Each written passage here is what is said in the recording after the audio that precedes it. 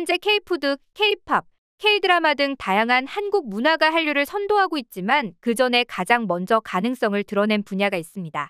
바로 영화인데요. 한류라는 단어가 생소했을 1990년대 후반부터 2000년대 초반까지 한국 영화는 해외 영화 마니아들 사이에서 입소문을 타기 시작했죠.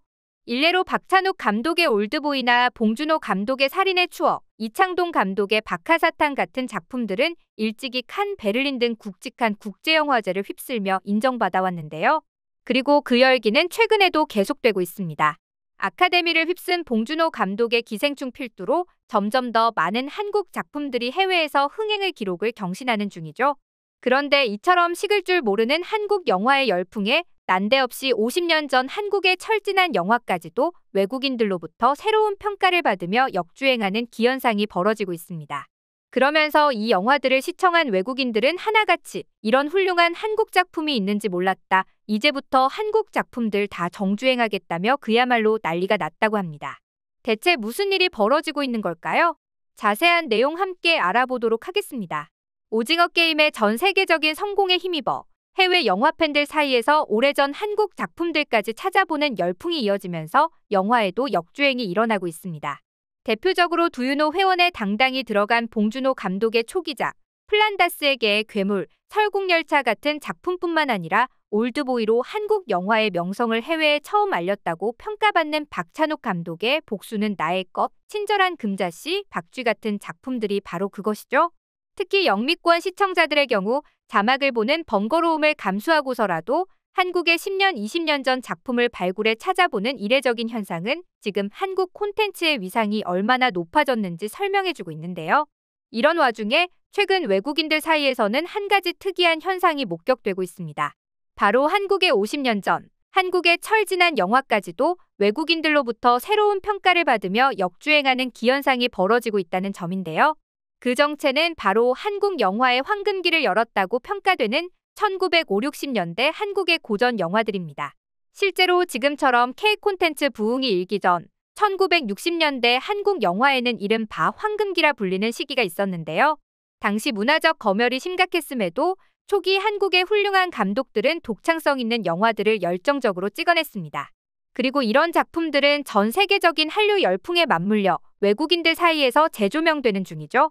과거 한국의 시네필들이 누벨바그라 불리는 프랑스의 1960년대 영화를 찾아서 봤던 것처럼 이제는 반대로 외국인들이 한국 고전 영화를 찾는 풍경이 펼쳐지고 있는 건데요. 실제로 이와 관련해 특집 기사를 내보낸 해외 매체도 있습니다. 영국 런던 기반의 문화 전문 매체 어나더 매거진은 한국 영화의 새로운 물결을 일으킨 황금기 영화 5편이라는 제목으로 이런 현상을 짚었는데요. 기사는 1960년대 황금기의 한국인들은 1년에 평균 60편의 영화를 보았고 그 당시 영화 검열이 만연했음에도 불구하고 많은 영화 제작자가 1년에 여러 편의 영화를 만들었다며 이러한 수요로 인하여 활기찬 엔터테인먼트를 만들 수 있는 창의적이고 상업적인 가능성이 엄청나게 확대되었다고 짚었습니다. 즉 당시 한국 영화 황금기가 있었기에 오늘날 K 콘텐츠로 대표되는 한류 열풍이 번질 수 있었다는 요지였죠. 그러면서 기사는 한국 영화 황금기의 대표작 5편을 추천했는데요. 가장 첫 작품은 1950년대 전후사회의 혼란과 궁핍한 시민들의 생활을 사실감 있게 그려낸 유현목 감독의 오발탄입니다. 눈여겨볼 부분은 기사가 작품에 대한 코멘터리로 사회적 권태감과 고통의 심리에 대한 날카로운 시선은 이창동 감독의 박하사탕이나 박찬욱 감독의 복수는 나의 것보다 훨씬 앞서 있었다며 예리한 분석을 내놓았다는 점인데요. 한국 작품들에 대해 깊은 애정을 갖고 유심히 들여다봤기에 가능한 코멘트라는 걸 알 수 있는 부분이죠. 다음 작품은 한국 영화 역사상 2번째 여성 감독 홍은원의 데뷔작 여판사라는 작품인데요. 남성이 주도하는 직업에서 여성 판사가 되는데 직면한 뿌리 깊은 저항을 그린 이 작품에 대해서는 임순례, 정재은, 김보라와 같은 21세기 한국 여성 영화 감독의 작업보다 앞선다고 평가한 부분이 인상적입니다. 이외에도 현대 한국 생활에 대한 냉소적인 관점을 보여준 김수용 감독의 안개, 서울의 활기찬 60년대를 잘 담아낸 음악영화 워커힐에서 만납시다.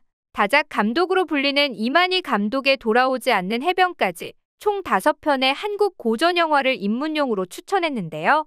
그러면서 현재 국제적으로 인정받는 한국 영화들의 힘은 한국 고전 영화로부터 왔다는 통찰력 깊은 문장으로 기사를 마무리 지었죠.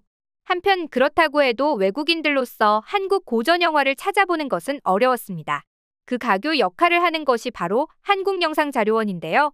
한국영상자료원에서는 2012년부터 한국 고전 영화 채널을 따로 운영하고 있는데 현재 약 92만 명 정도의 구독자를 보유했으며 누적 조회수는 무려 3.7억이 넘습니다. 이곳에서 1990년대 이전 제작된 한국 고전 영화 약 300편을 영어 자막과 함께 무료로 제공 중인데요. 이로써 고전 영화에 일찌감치 눈을 뜬 골수 팬들뿐만 아니라 외국인들도 시대별 장르별로 다양한 고전 작품들을 만나볼 수 있게 됐죠.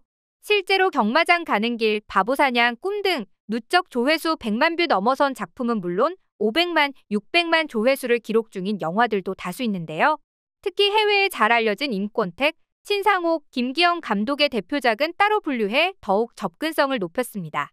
놀라운 것은 한국영상자료원 유튜브 채널의 시청국가를 분석한 결과 해외 시청자 비율이 72%에 달한 건데요. 한국 고전 영화를 해외에서 더 많이 찾아본 것이죠.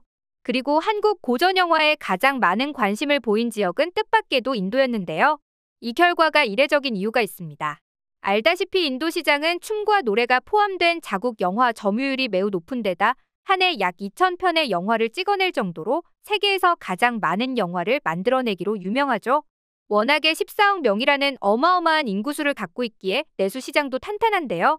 그래서 전 세계적으로 흥행한 걸작들도 인도에서는 유독 힘을 쓰지 못할 정도로 인도는 줄곧 해외 콘텐츠의 불모지로 인식되어 왔는데 이곳에서 지금 한국 고전 영화까지 빠르게 소비되고 있었던 겁니다. 그 밖에도 미국, 유럽, 일본, 특히 한류가 강한 인도네시아나 사우디 등의 비율 역시 높게 나타났는데요. 세계 시장에서 한국 고전 영화도 충분한 경쟁력을 갖췄음을 확인할 수 있는 강력한 지표였죠. 그런데 한국 고전 영화가 외국인들 사이에서 이토록 입소문을 타고 있는 이유 과연 뭘까요? 무엇보다도 한류 영향이 가장 크다고 볼 수 있을 텐데요. 한류를 통해서 한국 영화 같은 콘텐츠들에 관심을 가지게 되고 그러다 보니 자연스럽게 고전 영화까지 연결되는 형태로 나타나고 있는 것이죠. 이뿐만 아니라 단순히 영화를 넘어 영화 속에 담겨있는 한국의 아름다운 전통 문화를 엿볼 수 있다는 점에서도 외국인들의 반응이 뜨거운데요. 또한 고전 영화는 그 자체로 역사적 가치를 가진 사료이고 시대의 흐름을 한눈에 볼 수 있는 산증인으로서 그 역할을 발휘하고 있습니다. 지금 한국 음식부터 시작해서 한국의 문화 일거수일투족이 관심을 끌고 있는 시점에 한국 고전 영화에 외국인들이 관심 갖는 이유들이죠. 실제로 해외 커뮤니티 레딧에는 한국 고전 영화 추천이라는 주제로 다양한 의견이 댓글로 달리고 있었는데요.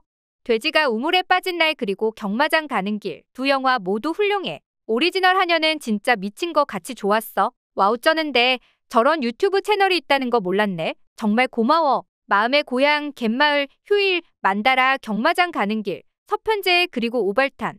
오발탄은 많은 영화 비평가들이 한국 최고의 영화라고 말했었어라며 각각의 최애 고전 영화에 대한 다양한 감상을 내어놓고 있었죠. 과거 우리가 프랑스나 독일의 1960년대 일명 뉴웨이브라 불리는 해외 영화에 매료되었듯 이제는 반대로 외국인들이 한국의 옛날 클래식 영화들에 푹 빠진 모습들입니다. 다른 한편으론 그만큼 한국의 해외 팬들이 몰랐던 노다지 같은 훌륭한 작품들이 많다는 의미로 풀이되기도 하는데요. 앞으로도 우리만 보기 아까웠던 많은 한국 고전 영화들이 다시 역주행해서 한국 영화가 전 세계에서 재평가받는 사례들이 더욱 많아지길 바라며 오늘 영상 마치겠습니다.